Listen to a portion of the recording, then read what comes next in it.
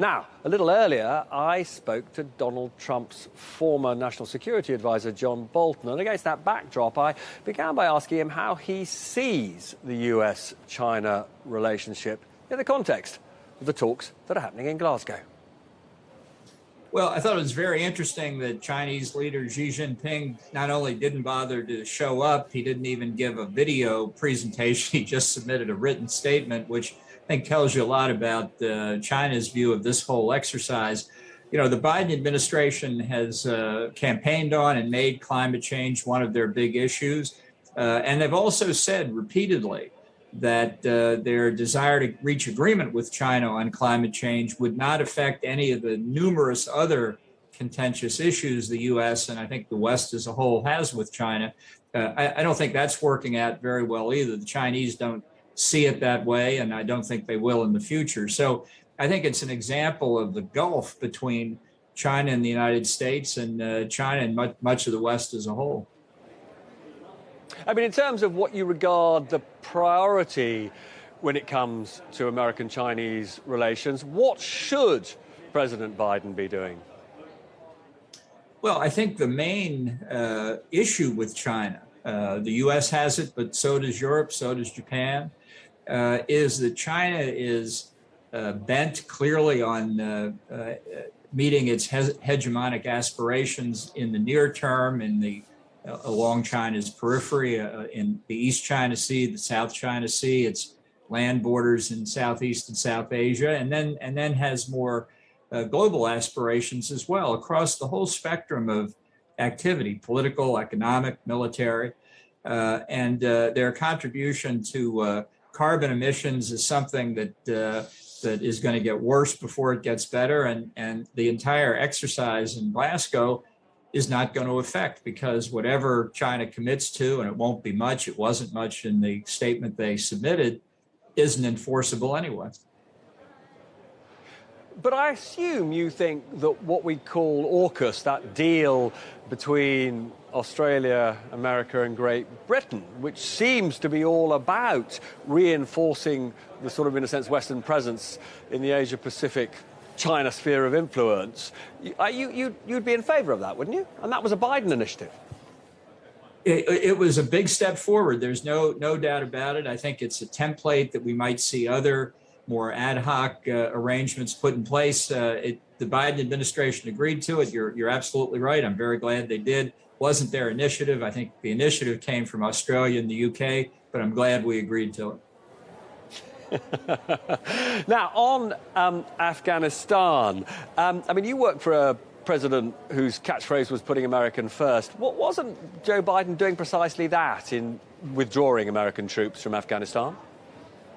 Well, he was doing exactly what Donald Trump wanted to do, and in fact did it in a way I think Trump would have done himself had he been reelected. The problem is that by effectively withdrawing from Afghanistan, we created a big hole in Central Asia that our adversaries will fill.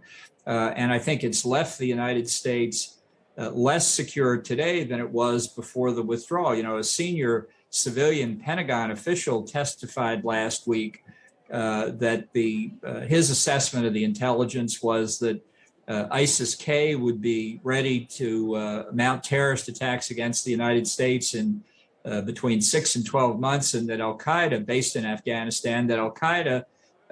in Afghanistan would be ready within 12 to 24 months.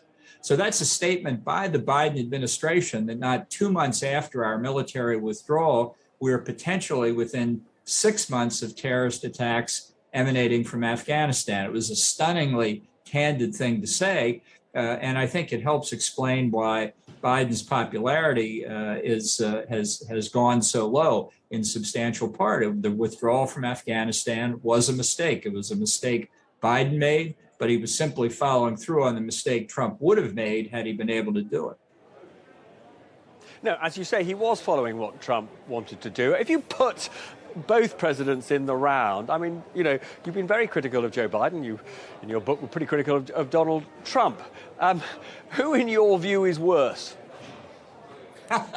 Well, that truly is an apples and oranges comparison. Trump didn't have a philosophy. He didn't pursue policies in any kind of conventional meaning of that term. It was kind of a random walk through foreign policy with him. Biden, on the other hand, as former Secretary of Defense Bob Gates has said, has been wrong on every major international issue for the last 40 years. So Biden's mistakes, I think, were entirely predictable. All I can say is in the 2020 election, I didn't vote for Trump. I didn't vote for Biden. I wrote in the name of a real conservative Republican. I have to say my vote looks better and better every day.